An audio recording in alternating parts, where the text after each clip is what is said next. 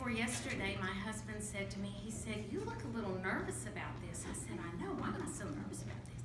He said, "I'm not quite certain." I said, "Well, I think I just don't know what message I want to deliver." He said, "Well, honey, it doesn't matter." He said, "It doesn't matter what you prepare." He said, "I read in Reader's Digest over 50 years ago, an Oregon Rotarian, and only Dave Ward would read this and then remember it." He said, an Oregon Rotarian said, "The brain is an amazing thing. It starts to work the minute we're born, and it stops working the moment we get up in public to speak." And he said, "Laura, it has happened to me, and it happened to Marvin many, many times over." Of course, I've never heard Dave Ward speechless, so I'm not sure I believe that. But because of that, because the aging process has caught up with me, I did prepare a few things tonight, so please pardon me if I look down at my notes, but it's been a big, long week, and I wanted to make sure I shared with you all what I really want to share. I'm really impressed with the accomplishments of this committee, and I was reading and I Googled, and my heavens, I mean, what you guys do is amazing. Then I started reading about the rodeo because I'm not a big rodeo goer, even though Carol gets me here once or twice every year, and I truly enjoy it. But it's amazing to me that there are 32,000 volunteers at the rodeo. 32,000 volunteers. That's just, that is an accomplishment in itself for anybody to be able to orchestrate and manage that number of people. In reaffirming every day that right here in Houston we live in one of the greatest cities and the greatest states and the greatest country in the world, we have to remember, and I try to remember every day and teach my children, greatness is not given. It's not a given. It's earned. And here in Houston, we earn greatness every day, over and over and over. And in the nonprofit sector, I find that we have to prove ourselves every day. It's that old prove yourself first attitude. You can do something great on Monday, but on Friday, they're looking for greatness again, because we live in Houston, Texas, and we are a great city.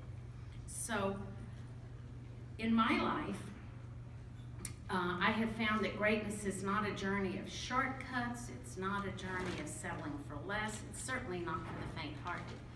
Greatness is for the doers, the shakers, the creators of things. And here at the rodeo, you ladies, and what you have created with just this committee, because I Googled and I read, it's amazing. And what this rodeo accomplished, in fact, the other day I read that since the first scholarship was given in 1957, I think it said 16,000 scholarships. That's unbelievable to me. That's crazy to me. It said in 2016 that this rodeo will award $26 million in scholarships. Now, girls, that's greatness. That is true greatness. So you asked me to speak, and it's my honor to be in front of people that achieve this level of greatness, which is something I could never achieve in my whole lifetime. As for my story, as a mother, a volunteer, the second of 9 children, I was raised to live consciously. My mother and father felt that if you said that you couldn't do something or you couldn't help somebody in need, if you didn't finish a task, you just hid it well, because you didn't tell mom and dad you didn't have time to make your bed, or you didn't have time to help somebody at school with a term paper or a project. You just never said you didn't have time, you made the time. That was on its face in my family, failure.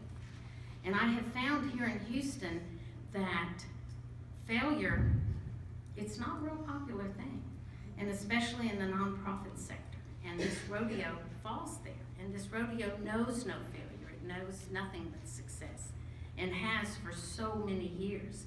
I just can't tell you how impressed I am with what I read about this rodeo. When I was a young girl, and like I say, I was raised one of 9 children, I found the calling of my own heart in getting married to a wonderful man, having a loving relationship for years and years, having 3 children, and those children became my world. But as my children went off to school, I quickly realized that as wonderful, I knew that was my soul, was to have those children. But I quickly realized there was something else out there that I needed to do to become totally whole, So my children at that time were going to a private school, Northland Christian, which Mary Beth went to, and that's where I know her wonderful mother, Kathleen. And there was always something a private school needed, always. It wasn't enough you paid tuition, they were always needing something. So I decided to have a spaghetti dinner, a $5 a plate spaghetti dinner, because we needed blinds for the school cafeteria. And Kathleen, I think you were at that spaghetti dinner, and I know you were. I don't remember. Well, you were there, because she drug you there. And that spaghetti dinner was the beginning of my love and my passion for fundraising for children. I know motherhood is my finest hour. I don't know if my children would agree with that, but it's been my finest hour. But I know that volunteering and eventually founding a charity in 1996 with some wonderful leaders of our community, I know that that is what has completed me. And as my children grew, and my youngest daughter just gave me my first grandchild, 4.5-month-old little Elliot, and he is absolutely the light of my life. And Aunt Carol can attest to that. But I will tell you that founding our charity, Houston Children's Charity, in 1996, in my life, other than my children, my family, my sisters and brothers, it's my most rewarding accomplishment. And it came about in a very unusual way. I was on the board of another charity and serving as executive director. But some of the people I was on the board with, we just found that there were children in this community, and yes, it's hard to believe, in a community with 22,000 nonprofits. Did you guys know that number? 22,000 nonprofits in the Houston area. So it's hard to believe that any child could fall through the cracks of the existing system, but there are hundreds of them doing that every day, every day. So our goal and our mission at Houston Children's Charity is to find the children who are falling through the cracks, the children who have unanswered requests, but critical need, urgent need, and to be there if we can for those children. So I'd like to take just a few minutes and show you a little bit of what we do at Houston Children's Charity.